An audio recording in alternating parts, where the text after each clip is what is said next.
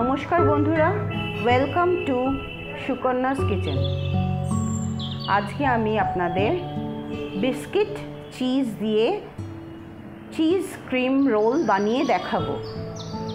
তার জন্য আমার লাগছে 400 গ্রাম বারবন বিস্কিট, 200 গ্রাম চিজ, সে গ্রেটেড নিতে পারেন, কিউবসও নিতে পারেন, 200 গ্রাম ফ্রেশ ক্রিম, কিছু ড্রাই ফ্রুটস, আমি 3টে বানানা নিয়েছি আর একটু ভ্যানিলা এসেন্স নিয়েছি। প্রথমে আমি একটা মিক্সিং জার নিলাম, তার মধ্যে আমি এই 400 গ্রাম বিস্কিট বারবন বিস্কিটগুলো দিয়ে দিলাম।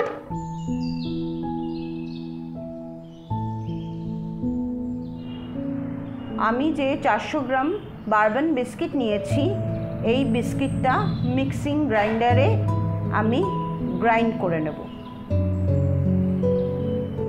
আমার বিস্কিটের ডাস্টটা রেডি হয়ে গেছে।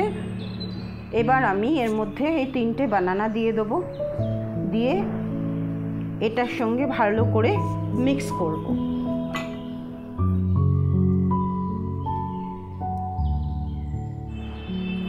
এবার আমি ক্রিমটা এখানে নিয়ে নিলাম, এই বোলটার মধ্যে ট্রান্সফার করে নিলাম সম্পূর্ণ ক্রিমটা।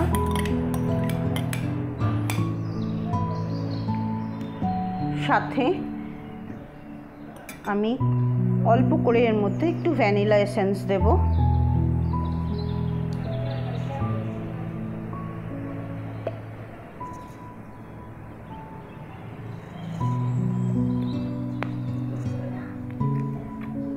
দিয়ে এটাকে আমি একটু ভালো করে মিক্স করব আগে। এবার আমি এই গ্রেটেড চিজটা দিয়ে দিলাম এর মধ্যে, দিয়ে এবার ভালো করে চিজটার সাথে ক্রিমটা আমি ভালো করে মিক্স করব।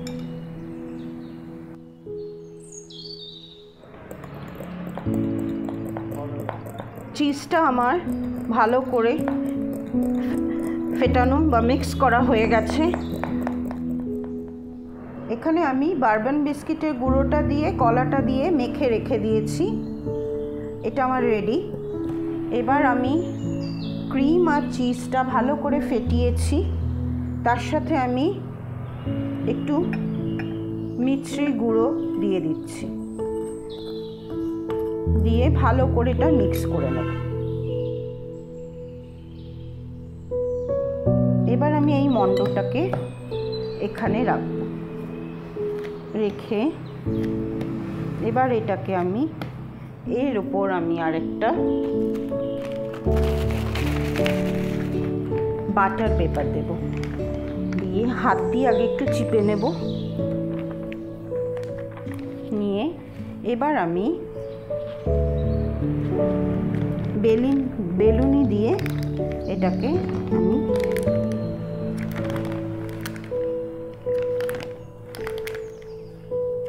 প্লেন করে নেব।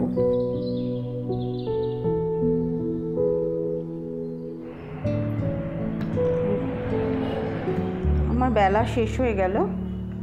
এবার আমি এটাকে তুলে নিয়ে আমি আগে সাইডগুলো একটু কেটে প্লেন করে নেব।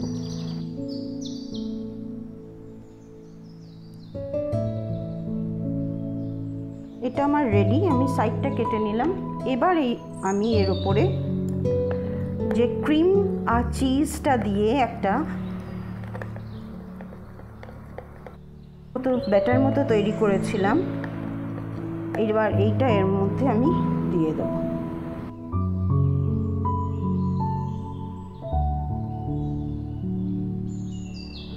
আমি চিজ আর ক্রিমটার ওপর একটা লেয়ার দিয়ে দিয়েছি।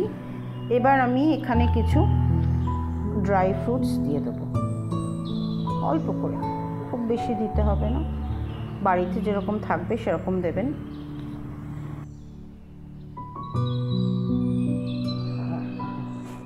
এবার আমি একটু অল্প করে ওর ওপর কোকো পাউডার দিয়ে দেবো।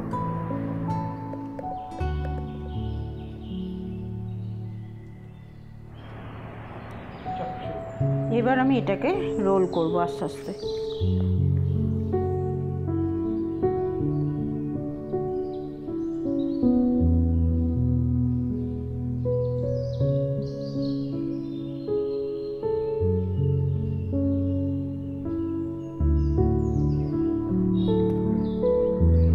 আমি উপরে কিছু কিশমিশ আর কিছু হোয়াইট চকো চিপস দিয়ে দিলাম।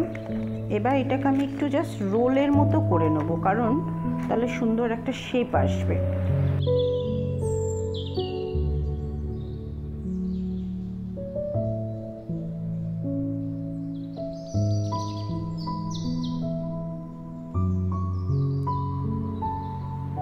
আমার কেক রেডি।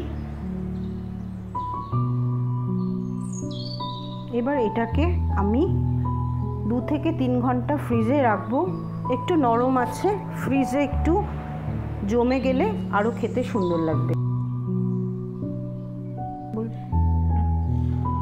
আশা করি আপনাদের সকলের এই কেকটা খুব ভালো লাগবে। যদি ভালো লাগে তাহলে আপনারা অবশ্যই আমার চ্যানেলকে লাইক, কমেন্ট এবং সাবস্ক্রাইব করবেন। নমস্কার।